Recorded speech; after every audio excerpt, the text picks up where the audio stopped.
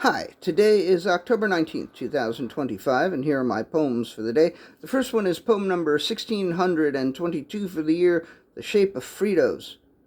Against my better judgment, I opened a small bag of Fritos corn chips and ate them all, but before finishing, I found myself curious about the shape of Fritos, and I wondered whether there had ever been a snack with such a strange appearance. They look like little squiggles, like afterthoughts, like errors, like waves. They look like no other chip made of corn, such as a tortilla chip, and like no other non-corn chip, such as a potato chip or any other snack I can think of that comes in chip form. Feeling as though this poem is kind of silly, I looked it up and learned that the shape of Fritos is due to their being extruded, and I slapped my head and said, of course, I should have known that it had something to do with extrusion. So now I know. Poem number 1623, The Corn Chips.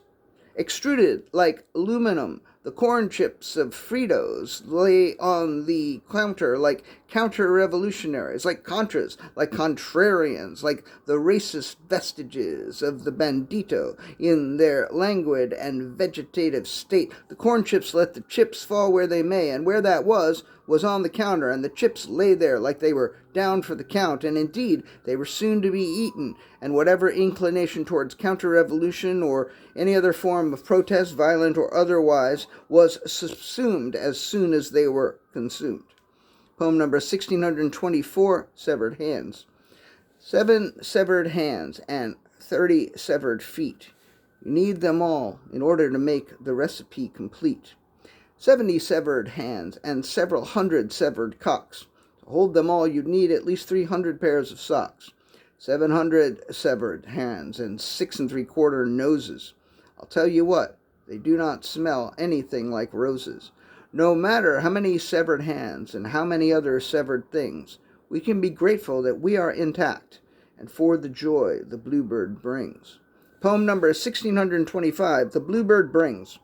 The bluebird brings joy, the bluebird brings malice, the bluebird brings urine poured into a chalice, the bluebird brings hope, the bluebird brings promise, the bluebird brings margarine 'cause he's dishonest, the bluebird brings herring, the bluebird brings locks, the bluebird brings evil in Pandora's box, the bluebird brings friendship, the bluebird brings love, but the bluebird is more of a dick than the dove. Yes, the bluebird is more of a dick than the dove. Poem number 1626, Two extra. 2 extra vaginas, one on each wrist. She'd make you come simply by making a fist. 2 extra fingers on each of her hands, but when she played the flute, she would get swollen glands. 2 extra thumbs that she'd stick up the ass of little Lord Fauntleroy and Seymour Glass. 2 extra knuckles on every finger. But I know what you're thinking, but she's not Deborah Winger. She's not Deborah Harry. She's not Deborah Winger. Poem number 1627, The Docker. I'll tell you a tale that will make you squirm, and it will take less than a minute. There's a man whose penis holes so wide he can fit another penis in it. Actually, that's all there is to this silly little story. But he's a charming, kindly man, so let him have his moment of glory. And the last poem of the day, poem number 1628, The Shape of Cheetos. Now that I think about it, the shape of Cheetos is pretty odd, too. I don't think about Fritos very often, but I think about them more often than I think about Cheetos, because Fritos and I are both vegan, and Cheetos are not.